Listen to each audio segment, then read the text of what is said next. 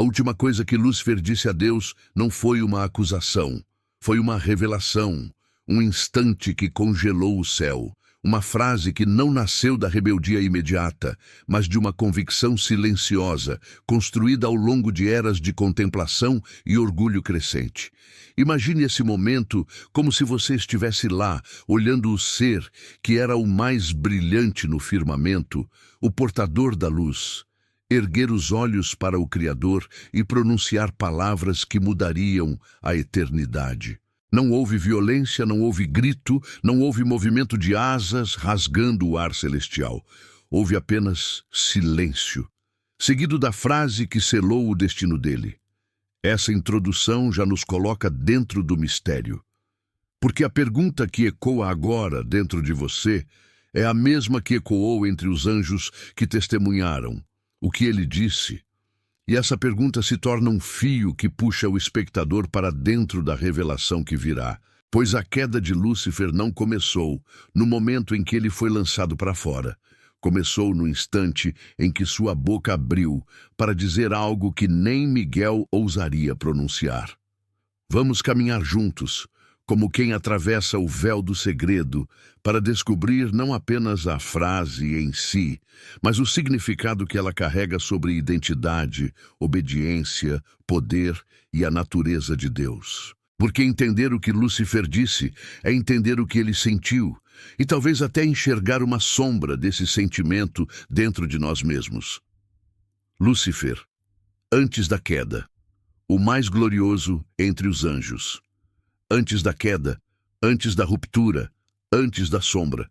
Lúcifer não era o inimigo, ele não era o adversário, ele não era o símbolo da tentação, ele era glória, ele era beleza, ele era harmonia, ele era, literalmente, o portador da luz, aquele que refletia o brilho divino. E para entender o que ele disse antes de cair, precisamos compreender quem ele era antes de abrir a boca pela última vez como um anjo do alto. A tradição mais antiga descreve Lúcifer como um ser de esplendor incomparável, feito de luz e som, cuja função não era lutar nem anunciar, mas irradiar. Enquanto Miguel representava a justiça e Gabriel representava a comunicação, Lúcifer representava a beleza da presença divina. Ele não tinha espada, ele não tinha trombeta, ele tinha algo maior. Ele refletia a glória de Deus como um prisma vivo. Não pense nele como um monstro, pense nele como um ser de brilho impossível de olhar diretamente. Em certas tradições antigas, disse que quando os outros anjos contemplavam Deus, era através do esplendor do próprio Lúcifer que percebiam a luz divina. Ele era como uma janela transparente que amplificava o brilho de Deus para o resto da criação. Imagine essa posição. Imagine essa intimidade. Imagine essa honra. Lúcifer era visto, admirado e reverenciado pelos outros anjos. Sua luz era tão intensa que alguns acreditavam que ele próprio era fonte de luminosidade, quando na verdade ele era reflexo. Mas, como acontece com muitos que vivem à sombra da grandeza, um pensamento sutil começou a brotar nele. No início, era só um sopro de consciência. Eu brilho. Depois um pensamento. Eu sou belo. Depois, eu sou destaque entre os seres da criação. E então, no silêncio de sua própria contemplação, eu sou necessário. Mas perceba, até aqui não há pecado. Há identidade. Ele sabia quem era. Ele sabia que era glorioso. Ele sabia que era amado. E Deus nunca o diminuiu por isso. A admiração que ele recebia não era ilegal. Ele era, de fato, extraordinário. Ele foi feito assim. A queda começou quando essa admiração, recebida externamente, começou a ser processada internamente de forma distorcida. Ele passou de eu reflito a luz de Deus para eu possuo luz própria. E esse pequeno deslocamento, quase imperceptível, foi a semente que germinaria na tragédia celestial. Imagine um ser que nunca experimentou erro, Nunca experimentou escuridão interior. Nunca experimentou conflito interno. Tudo nele sempre foi equilíbrio, beleza, perfeição e ordem. Então, quando a primeira sombra surgiu, não vinda de fora, mas de dentro, nenhum mecanismo de imunidade espiritual existia para combatê-la. Não havia precedente. Não havia aviso. Não havia memória ancestral dizendo cuidado com o orgulho. Lúcifer estava inaugurando um território espiritual nunca antes pisado por criatura alguma. Não era um vilão pedindo para ser mau. Era um ser perfeito que pensava estar se descobrindo. Essa compreensão muda tudo. Não enxergamos mais a queda como um ato repentino de rebeldia, mas como o resultado de uma evolução interna de identidade. E isso torna tudo mais profundo e mais perigoso. Porque agora você começa a perceber. A história de Lúcifer não é apenas sobre anjos.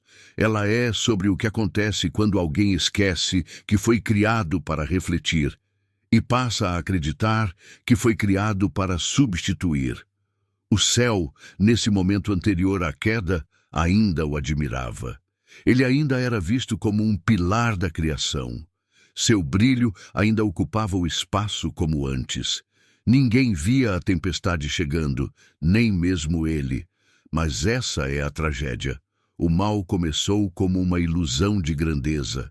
E foi a partir dessa ilusão que ele começou a olhar para si mesmo, e depois para Deus.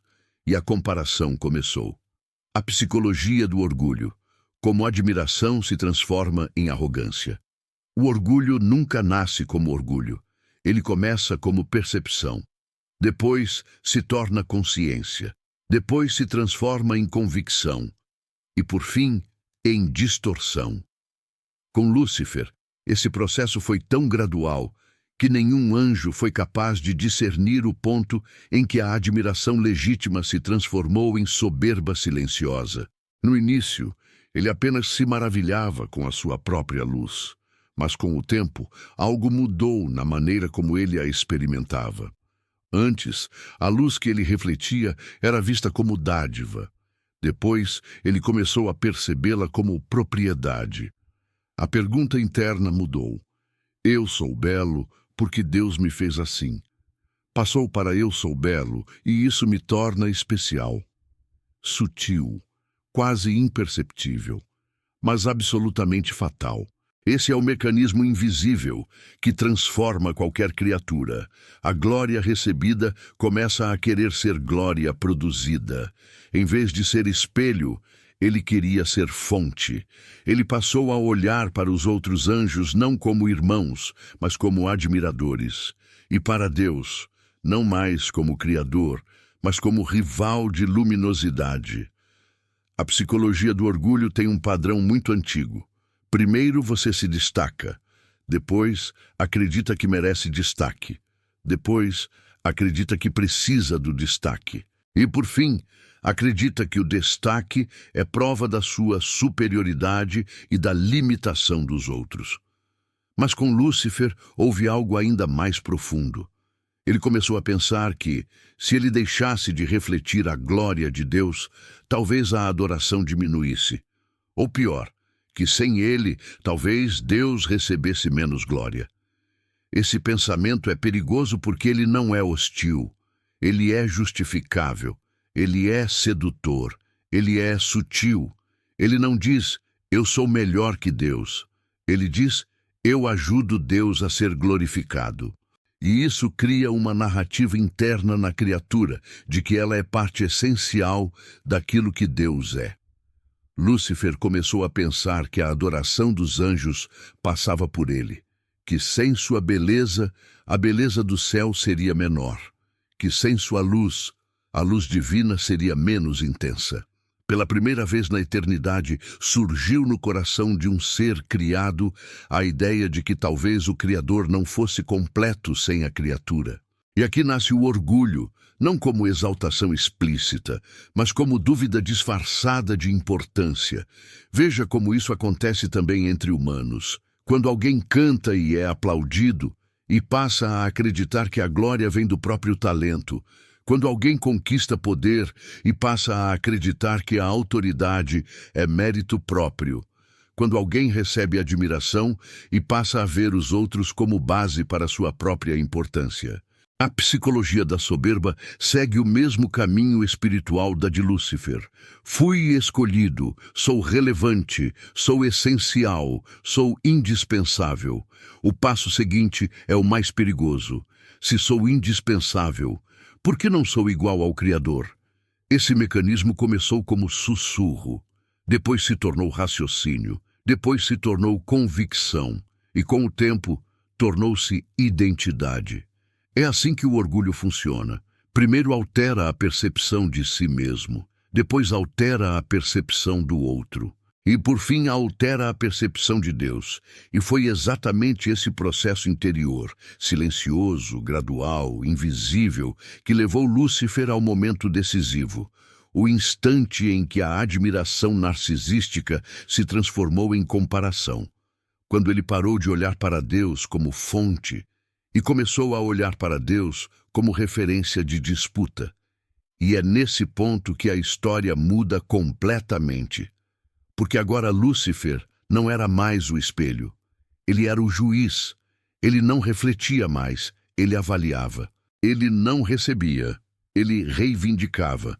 Ele não se via mais como servo, mas como candidato. E essa transição interior criou o cenário para a pergunta que se tornaria a frase final antes da queda.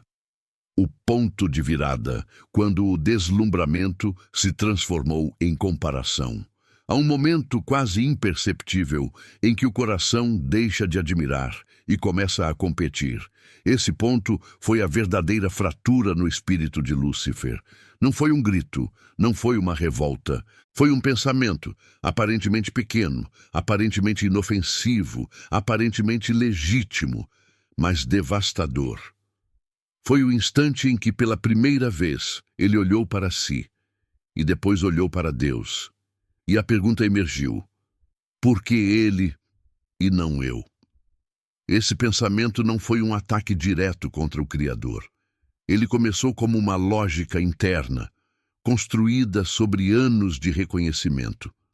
Lúcifer via a si mesmo brilhando diante do céu inteiro. Ele era admirado, era chamado de estrela da manhã, era referência de beleza celestial. Sua forma emanava harmonia. Sua voz, dizem antigas tradições, era como uma melodia que vibrava com a criação. E então, com o passar das eras, esse brilho que ele refletia começou a parecer insuficiente. Não pelo que ele era, mas pelo que ele pensava poder ser. Ele começou a imaginar uma realidade alternativa, onde ele não apenas refletia a luz, mas era a luz. Ninguém percebeu a transformação acontecendo dentro dele. Os serafins continuavam cantando. Os querubins seguiam guardando o trono. Miguel permanecia vigilante. Gabriel continuava anunciando decretos divinos. E Lúcifer, do lado de fora, seguia brilhando como sempre. Mas por dentro, a luz começou a distorcer-se em algo diferente. Ele não perguntava: quem é Deus? Perguntava: por que Deus? E esse questionamento não era filosófico, era competitivo. Ele começou a comparar a própria grandeza com a do Criador. Começou a pensar que talvez a distância entre os dois não fosse tão grande assim. Começou a sentir que talvez ele pudesse ascender, não como servo, mas como igual. Em certas tradições judaicas antigas, há relatos desse momento, que ele parou diante do trono, não em reverência, mas em avaliação, que seu olhar mudou, que sua postura mudou, que sua luz mudou. Não era mais luz de reflexo, era luz de intenção. O céu não percebeu imediatamente o desequilíbrio, porque o orgulho não se manifesta com explosões, mas com suposições. Ele não se apresenta como rebeldia, mas como descoberta pessoal. Nesse período crítico, Lúcifer passou a interpretar seus dons como evidências de seu direito. O que antes era visto como graça, agora era visto como mérito. Ele começou a questionar não sua função, mas a hierarquia. E então surgiu a possibilidade mais perigosa para qualquer criatura espiritual, a ideia do trono como destino. Quando ele olhava para Deus, não via mais o Criador, via o ocupante do trono. Quando olhava para si mesmo, não via mais o servo brilhante, via o possível sucessor. Não era inveja, era ambição, não era revolta, era reinterpretação da própria identidade. E então, em um momento silencioso, sem testemunhas diretas, aconteceu a decisão interior. Eu posso. Essa afirmação não foi gritada, foi sussurrada dentro dele. Não houve tumulto, houve convicção, não houve violência. Houve lógica espiritual distorcida. Ele não queria destruir Deus, ele queria assumir seu lugar. Porque o orgulho não quer derrotar o superior, ele quer substituir o superior. E quando esse pensamento se solidificou, Lúcifer não era mais apenas um anjo brilhante. Ele se tornou o protótipo de uma nova vontade, uma vontade não alinhada com Deus, mas paralela a ele. Não uma rebelião explícita, mas uma autonomia oculta. Esse é o verdadeiro erro de Lúcifer. Não querer ser contra Deus, mas querer ser como Deus. Não no sentido de refletir, mas no sentido de rivalizar. Nesse ponto de virada, o conflito celestial já havia começado, embora ainda não houvesse batalha. Porque a batalha nunca começa no campo, ela começa no coração. E foi com esse coração alterado que ele caminhou para o momento definitivo, o momento da frase que mudaria tudo. A frase final, as últimas palavras antes da queda. Chegamos ao momento mais delicado, mais misterioso e mais decisivo desta história. O instante em que Lúcifer abriu a boca e pronunciou a frase que selaria seu destino. Esse momento não foi dramático aos olhos do céu. Foi silencioso. Ele não gritou, não levantou a voz, não vociferou. Ele simplesmente falou, com convicção calma e venenosa. A imagem tradicional da rebelião celestial é barulhenta, mas a verdade mais profunda é silenciosa. Orgulho não explode, ele declara. Ambição não ruge, ela argumenta. E Lúcifer não tentou derrubar Deus pela força, tentou questioná-lo pela lógica. Segundo tradições mais antigas e narrativas teológicas que exploram esse episódio de forma simbólica, a frase que Lúcifer disse teria sido algo como: "Eu não servirei". Mas essa versão é simplista demais, quase superficial. Não captura a profundidade psicológica do momento. Porque Lúcifer não era um rebelde grosseiro. Era um pensador distorcido. Ele não atacou com ódio, atacou com raciocínio. Outras tradições sugerem que ele tenha dito: "Eu conheço a luz tão bem quanto tu". Uma afirmação que coloca sua experiência ao lado da divindade. Outras ainda: "Eu também sou digno do trono", elevando-se ao nível da soberania. Mas talvez a versão mais perturbadora seja uma frase quase sussurrada, que ecoa com arrogância serena. Sem mim não há adoração. Pare um instante e reflita. Essa frase não é agressiva, é astuta. Ela afirma que Deus recebe glória por meio dele, que ele é intermediário indispensável, que ele é canal essencial. Nesse momento, Lúcifer não estava rejeitando Deus, estava tentando fazer Deus reconhecer sua própria importância. E essa é a perversão mais profunda do orgulho espiritual.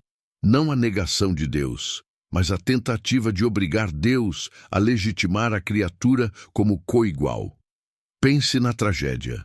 Ele que foi criado para refletir a luz, agora dizia que era parte essencial dela.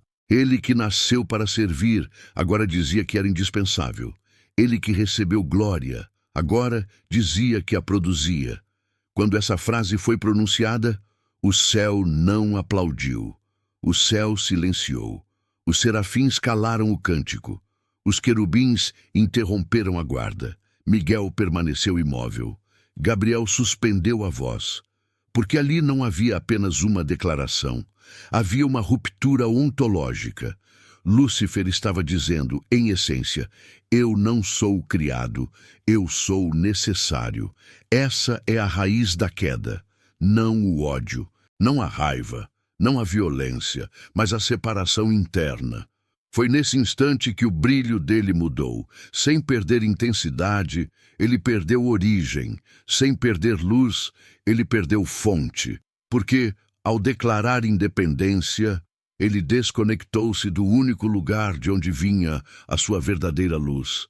E agora chegamos ao próximo momento decisivo, o instante em que Deus responde, não com força, mas com verdade. A resposta de Deus, não com ira, mas com verdade. O momento da resposta divina não foi explosivo, não foi teatral. Deus não levantou a voz, não houve trovões, não houve terremoto celestial, não houve demonstração de força, porque a autoridade verdadeira não precisa provar nada, ela simplesmente existe. Enquanto Lúcifer tentava se afirmar através de palavras, Deus respondeu com realidade. A descrição desse instante, segundo interpretações espirituais e reflexões teológicas profundas, é assombrosa justamente pela serenidade. Disse que o Criador fitou Lúcifer com o mesmo olhar que sempre teve. O olhar de quem sabe que a verdade não precisa lutar contra a mentira, ela apenas a expõe. Deus então respondeu com palavras simples, mas absolutas. Tu existes pela minha luz, e não apesar dela. Esse momento não foi argumentativo, foi revelatório. Foi como se Deus dissesse, você brilha porque eu sou, você é visto porque eu vejo, você existe porque eu o sustento. Não havia raiva, havia constatação. Não havia humilhação, havia explicação. Não havia desprezo, havia clareza. A resposta de Deus não atacava Lúcifer, apenas desfazia sua ilusão. Porque Lúcifer acreditava ter uma luz autônoma, quando na verdade era um espelho. Ele pensava possuir luz, quando na verdade era portador da luz de outro. O céu inteiro percebeu isso no mesmo instante. A verdade divina não se impôs, ela simplesmente brilhou. E quando a verdade aparece, a mentira derrete. Nesse momento, Lúcifer sentiu algo que nunca havia sentido antes: limite. Pela primeira vez, seu pensamento foi confrontado com a impossibilidade da sua própria pretensão. Ele percebeu que não podia ascender ao trono porque não possuía trono interior. Ele não podia ocupar o lugar de Deus porque não tinha dentro de si aquilo que define Deus, a fonte da existência. Lúcifer queria ser Deus sem possuir o que faz Deus ser Deus, a origem. Ele era uma chama que confundiu seu brilho com o fogo que a acendia. Diante da resposta, houve silêncio. Mas o silêncio de Deus era diferente do silêncio dos anjos. O silêncio dos anjos era assombro. O silêncio de Deus era soberania. O silêncio de Deus falava mais alto do que qualquer palavra que pudesse ser pronunciada. Nesse instante, uma sensação começou a crescer em Lúcifer, não admiração, mas ressentimento, não gratidão, mas orgulho ferido. Ele não caiu, porque Deus o empurrou. Ele caiu, porque não aceitou a verdade sobre si mesmo. A resposta de Deus não esmagou Lúcifer, revelou Lúcifer.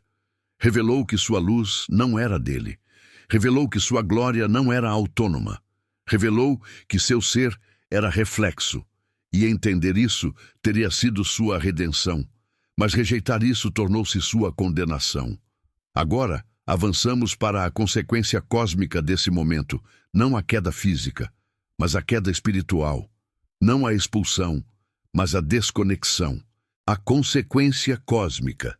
A queda como desconexão da fonte. Quando pensamos na queda de Lúcifer, muitas vezes imaginamos um ato violento, um anjo sendo lançado do céu com força, expulso para longe da luz divina. Mas a verdade espiritual é muito mais profunda e mais trágica do que essa imagem simbólica. A queda não começou quando ele foi expulso. Começou quando ele se desconectou. Antes da rebelião visível, houve uma ruptura invisível. A luz de Lúcifer não se apagou de imediato. Ela continuou brilhando, mas agora como a luz de uma lâmpada desligada da usina. Ela ainda permanecia acesa, mas seu destino já estava selado. Não havia mais fonte para sustentá-la. Esse é o mistério da queda. Lúcifer não perdeu poder, perdeu proximidade, não perdeu brilho, perdeu origem, não perdeu inteligência, perdeu verdade. A verdadeira queda não foi descendente, foi interna. Ele caiu do lugar espiritual de alinhamento com Deus. Ele caiu do entendimento correto da própria essência. Ele caiu do reconhecimento humilde de sua dependência. A queda não foi altitude, foi identidade. Imagine um anjo que sempre esteve mergulhado na luz da presença divina. Agora, ele tenta brilhar por conta própria. Sua luz começa a mudar de natureza. Antes era translúcida, agora se torna agressiva. Antes agradava, agora intimida. Antes iluminava, agora ofusca. A desconexão da fonte gerou uma transmutação. A luz, sem origem, vira sombra. A sabedoria, sem raiz, vira astúcia. A glória, sem humildade, vira vaidade. E quando essa transmutação alcançou um ponto irreversível, aconteceu o que alguns textos simbólicos descrevem poeticamente como a queda. Não um empurrão, mas um afastamento natural. Lúcifer não foi removido da luz. Ele se afastou dela, como alguém que se recusa a virar o rosto para o sol, e com o tempo passa a habitar na própria sombra. O que aconteceu em seguida é um fenômeno espiritual sutil. O céu não perdeu um anjo luminoso, o céu perdeu um anjo conectado. Porque a luz que Lúcifer tinha não era perdida, ela foi corrompida. Ele ainda brilhava, ainda intrigava, ainda inspirava. Mas agora a luminosidade não revelava Deus, revelava Ele mesmo, e isso alterou tudo. Não apenas sua posição, mas suas relações. Os anjos que antes o viam como irmão, agora o viam como estranho. Os que antes contemplavam sua luz com admiração, agora a observavam com inquietação. Porque o brilho sem origem gera desarmonia. A luz sem fonte gera tensão. A autonomia espiritual gera desligamento existencial. Esse foi o efeito cósmico da queda. Não destruição, mas separação. Não caos, mas isolamento. Aquele que antes era reflexo do trono, tornou-se sombra de si mesmo. E agora, para entender por que essa história foi simplificada ao longo do tempo, precisamos examinar como a religião reinterpretou o evento. Por que a religião simplificou essa história? De arcanjo a caricatura. Com o tempo, a história de Lúcifer passou por um processo de simplificação. A narrativa profunda, existencial e espiritual foi reduzida a uma imagem binária. Deus, de um lado, o diabo, do outro. Anjos no alto, demônios embaixo. Luz versus trevas. Essa dicotomia é fácil de ensinar, fácil de transmitir, fácil de memorizar. Mas perdida nessa simplificação está a riqueza do que realmente aconteceu.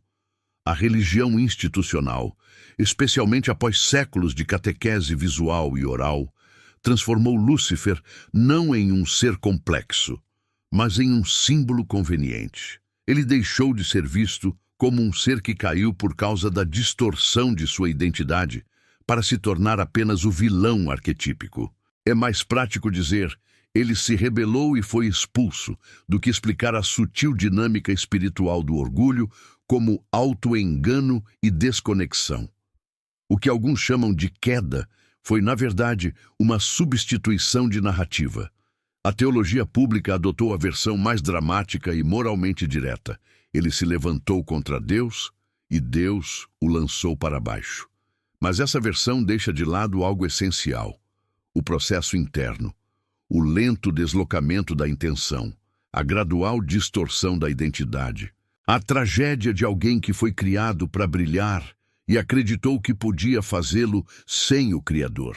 A religião oficial, por razões pedagógicas, evitou a nuance, porque é arriscado demais explorar as camadas que se assemelham à jornada humana. É incômodo demais admitir que a mesma dinâmica que derrubou Lúcifer pode operar no nosso próprio coração. É mais seguro colocar a queda dele no campo do extraordinário, do mítico, do distante, do irrepetível. Mas a verdade é desconfortável. A queda de Lúcifer não fala apenas sobre ele. Fala sobre todo ser que acredita que pode existir sem reconhecer sua fonte. A Igreja evitou essa história mais profunda porque ela toca em um mistério perigoso. Liberdade espiritual e responsabilidade espiritual são inseparáveis. Ela implica que a criação pode distorcer a própria criação, que um ser pode se perder dentro de si mesmo, que o orgulho não é apenas um pecado, é uma doença da percepção. E talvez o mais sensível de tudo. Essa história diz que mesmo nas alturas celestiais, onde não há dor, nem sombra, nem ignorância, ainda assim existe a possibilidade de desvio interior. Isso é assustador demais, profundo demais, humano demais. Então, a religião cria atalhos. Lúcifer era mau. Lúcifer odiava Deus. Lúcifer tentou atacar o trono. Mas nada disso é fiel à complexidade original. Lúcifer não odiava Deus. Ele achava que podia rivalizar com ele. Lúcifer não desprezava a luz. Ele acreditava que era parte dela. Lúcifer não rejeitou a adoração. Ele acreditou que merecia recebê-la. Esse entendimento não diminui a gravidade da queda. Pelo contrário, a torna mais trágica e mais real. Porque agora ela deixa de ser um conto de monstros e se torna uma reflexão sobre as entranhas da alma. E é aqui que começamos a perceber que a história de Lúcifer não é apenas a história de um anjo.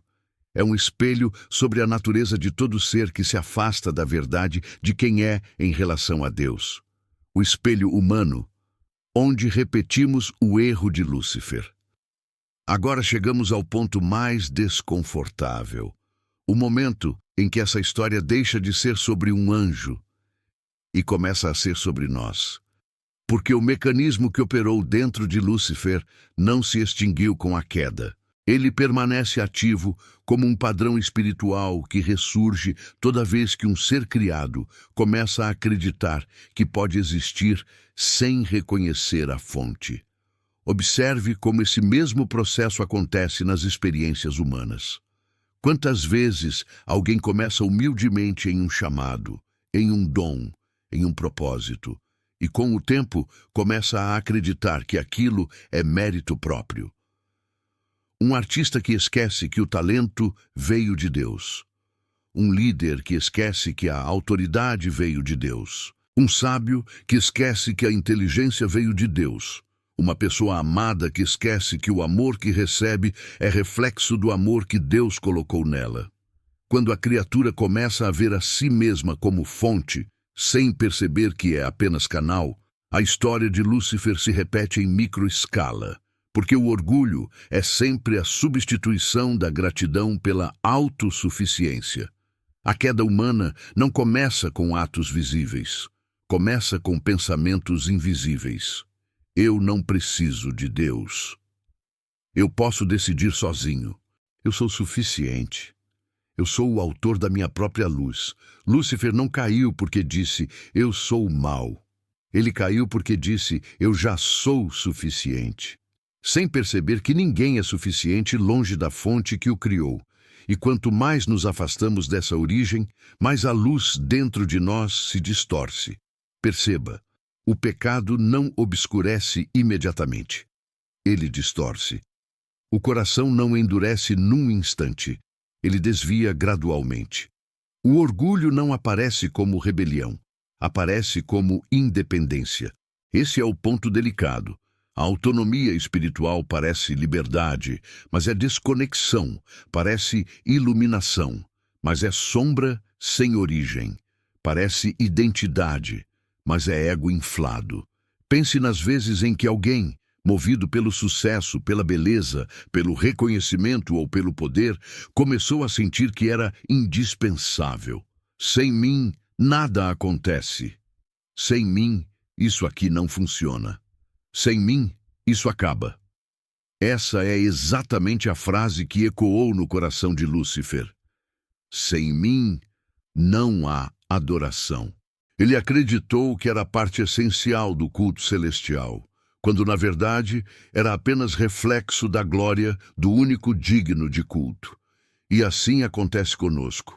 A pessoa começa servindo, depois se vê como parte essencial, depois se vê como figura central, depois se vê como insubstituível e, por fim, como fonte. Quando o ônus de ser a fonte cai sobre um ser que nunca foi fonte, nasce ansiedade, vazio, empréstimo de luz alheia. É assim que muitos se esgotam espiritualmente, tentando sustentar brancos de luz que não possuem em si mesmos. E aqui está a verdade que Deus queria que Lúcifer compreendesse. Ser em Deus é liberdade. Ser por si mesmo é prisão. Porque a independência espiritual não torna alguém maior, apenas mais isolado. Deus não impede a criatura de tentar ser autossuficiente. Ele apenas observa a criatura descobrindo que não consegue.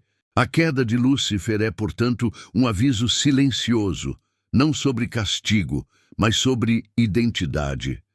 Não sobre punição, mas sobre desconexão. Porque sempre que alguém se coloca no centro, inevitavelmente se afasta da fonte. E quando a pessoa cria a própria luz, inevitavelmente se encontra cercada por sombras. A queda não foi do céu, foi da humildade. Agora, entramos no núcleo espiritual mais profundo dessa narrativa, o verdadeiro ponto onde tudo se revela. Porque a queda de Lúcifer não foi uma queda espacial, foi uma queda interior. Ele não caiu de uma localização, caiu de uma postura.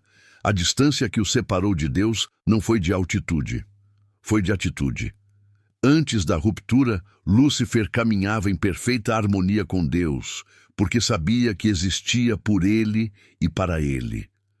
Não havia conflito interior, porque não havia comparação. Ele não media a própria luz. Ele simplesmente refletia. Mas quando começou a medir, começou a diferenciar. Quando começou a diferenciar, começou a competir. Quando começou a competir, começou a distanciar-se. O céu opera em uma lógica completamente diferente da lógica humana. Ali, grandeza não é independência, é alinhamento. Pureza não é autonomia, é transparência. Glória não é autoprodução, é fluxo. A luz passa por quem está em sintonia com a fonte. Mas quando um ser tenta conter essa luz, ela deixa de fluir e começa a inflar. Lúcifer deixou de ser canal e tentou ser depósito. Deixou de ser reflexo e tentou ser origem. Deixou de ser servo e tentou ser soberano. Deixou de ser transparência e tornou-se barreira. E nesse processo, algo essencial se perdeu: a humildade.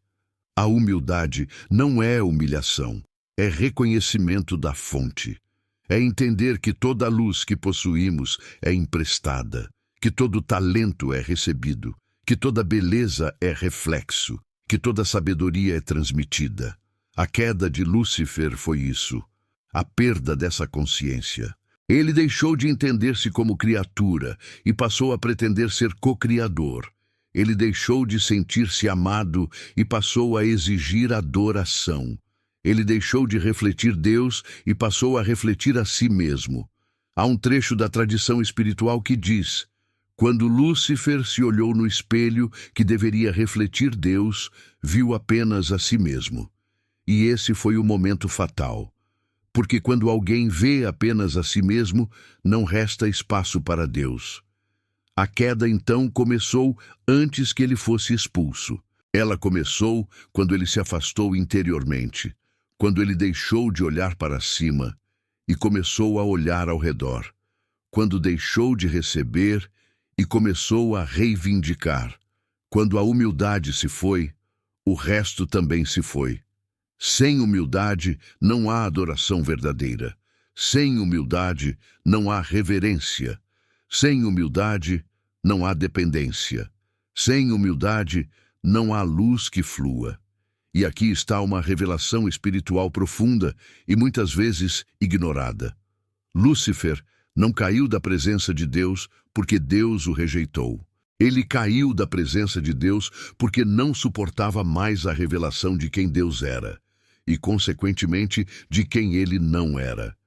Ele não caiu porque Deus disse: "Você não pode ser como eu."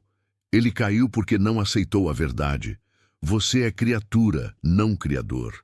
Não há vergonha em ser criatura. Não há humilhação em ser reflexo. Não há diminuição em receber luz. Mas para quem deseja ser luz em si mesmo, isso se torna inaceitável. Agora pense, quantas pessoas carregam frustrações espirituais, não porque Deus as oprimiu, mas porque não aceitaram ser quem são, criaturas amadas e dependentes? Quantos se sentem como Lúcifer se sentiu, insatisfeitos com a posição de reflexo, ambicionando a posição de fonte? A verdadeira queda sempre começa quando alguém decide ser algo que não foi chamado para ser. Quando tenta ocupar um lugar que não lhe pertence. Quando confunde dom com trono, talento com direito, brilho com origem. A queda de Lúcifer não é uma história sobre um anjo mau.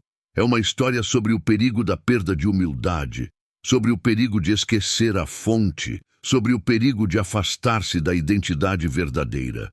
E agora, com esse entendimento profundo, chegamos à reflexão final.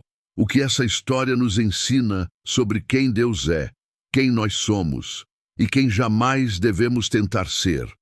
O que as últimas palavras de Lúcifer nos ensinam. Agora chegamos ao ponto mais íntimo e transformador desta jornada, porque a história de Lúcifer não é para nos entreter, é para nos despertar. Não é para nos assustar, é para nos revelar algo sobre nós mesmos, sobre Deus e sobre a estrutura espiritual da existência. Quando Lúcifer disse em essência, "Eu não servirei", ou "Eu posso ser mais", ou "Eu não sou inferior". Não importa qual foi a frase exata, a essência foi a mesma. Ele rejeitou sua identidade verdadeira. Porque identidade verdadeira não é aquilo que inventamos sobre nós mesmos, é aquilo que Deus declara sobre nós. E Lúcifer rejeitou essa declaração. Ele se recusou a ser iluminação refletida e escolheu ser chama isolada.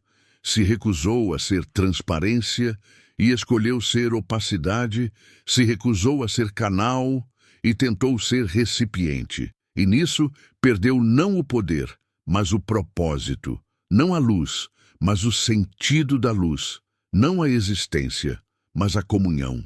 A frase final de Lúcifer é um aviso para todas as criaturas, celestiais e humanas. O momento em que deixamos de servir é o momento em que deixamos de ser, porque nossa essência não é independência, é relação. Nossa grandeza não é autonomia, é alinhamento. Nossa luz não é autorrevelada, é concedida pela fonte. Lúcifer pensou que servitude era inferioridade, mas na verdade servitude é sintonia com o Criador. Aquele que serve está em circulação com a luz de Deus. Aquele que serve está posicionado diante do fluxo de glória. Aquele que serve está em harmonia com a natureza espiritual da existência. E a frase de Deus, "Tu existes pela minha luz, e não apesar dela", continua ecoando até hoje. Porque cada um de nós tem momentos em que tenta viver sem essa luz.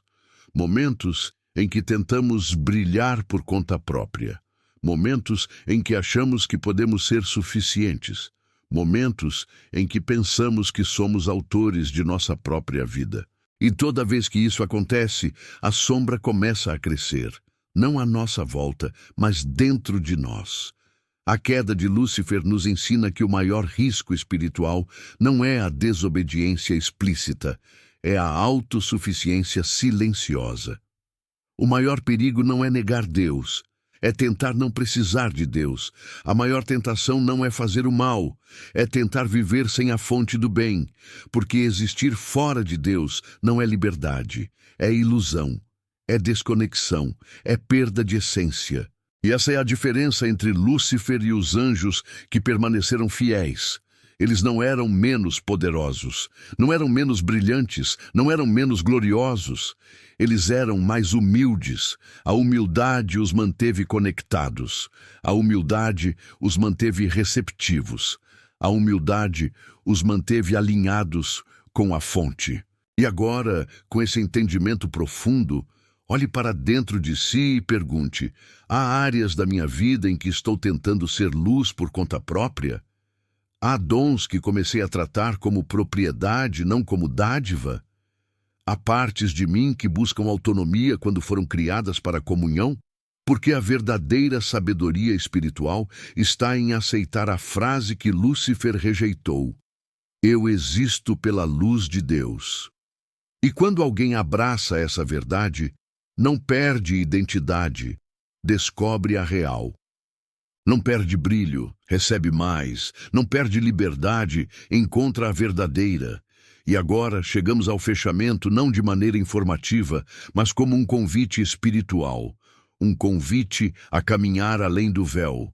Chegamos ao fim desta reflexão, mas não ao fim da jornada. Histórias como esta não terminam. Elas se desdobram dentro de nós. Porque quando falamos sobre Lúcifer, sobre identidade espiritual, sobre a luz que vem da fonte e não de nós mesmos, não estamos explorando apenas um evento cósmico, estamos explorando um espelho da alma. Você que ouviu cada palavra até aqui, você não chegou por acaso. Algo em você buscava compreensão. Algo em você desejava revelar o que está por baixo das narrativas simplificadas. Algo em você sentia que existe mais verdade escondida sob a superfície dos textos e das tradições. O nome deste canal, Bíblia Além do Véu, não é apenas um título poético, é uma missão. É para aqueles que não se contentam com a leitura superficial, para aqueles que não têm medo de perguntar, para aqueles que intuem que existem camadas mais profundas de significado. Não buscamos aqui heresia, não buscamos polêmica, buscamos profundidade, buscamos sentido, buscamos revelação, buscamos aquele ponto onde a história bíblica deixa de ser história e se torna experiência viva. Se ao ouvir esta narrativa, você sentiu algo se abrir dentro do seu entendimento, se algo fez você pensar sobre sua própria relação com Deus, se algo provocou em você uma percepção mais ampla sobre humildade, dependência e verdade, então saiba que este vídeo cumpriu seu propósito. E se você deseja continuar caminhando nessa direção, não de confusão, mas de clareza, não de devaneio, mas de discernimento, não de arrogância espiritual, mas de maturidade da alma, então aqui está o convite. Permaneça conosco. Não como espectador, mas como buscador. Não como receptor passivo, mas como peregrino espiritual. Não como quem coleciona informações, mas como quem coleciona revelações. Há tantas histórias que ainda exploraremos juntos, histórias de anjos que caminham entre dimensões, histórias de profetas que conversaram com Deus de forma direta, histórias de pactos feitos entre o céu e a terra, histórias de simbolismos escondidos nos detalhes bíblicos, histórias que a tradição conservou, mas às vezes preferiu não explorar. E você é parte disso agora. Fazer parte dessa comunidade é mais do que se inscrever. É se conectar com essa busca por sabedoria espiritual. Então, se essa jornada te falou ao coração, se você sente que algo em você pede mais clareza, mais intimidade com Deus, mais entendimento das histórias que moldam nossa fé, convido você agora a se inscrever no canal. Não como um gesto mecânico, mas como um sinal de companheirismo na caminhada. Ative as notificações para que cada nova revelação encontre você no momento certo. e compartilhe este vídeo, se sentir que mais alguém precisa ouvir essa reflexão. Aqui, ninguém caminha sozinho. Aqui ninguém é tratado como curioso, mas como buscador. Aqui ninguém é julgado por perguntar, é encorajado a continuar perguntando. O véu entre o mistério e a revelação não é levantado de uma vez. Ele é deslizado pouco a pouco. E cada vídeo é uma mão que puxa esse véu um pouco mais. Se você ficou até aqui, sinta-se acolhido, sinta-se parte, sinta-se em casa. Há perguntas que ousam tocar o mistério, e nós continuaremos explorando cada uma delas. Que a luz de Deus, aquela que revela, não aquela que cega, esteja sempre com você.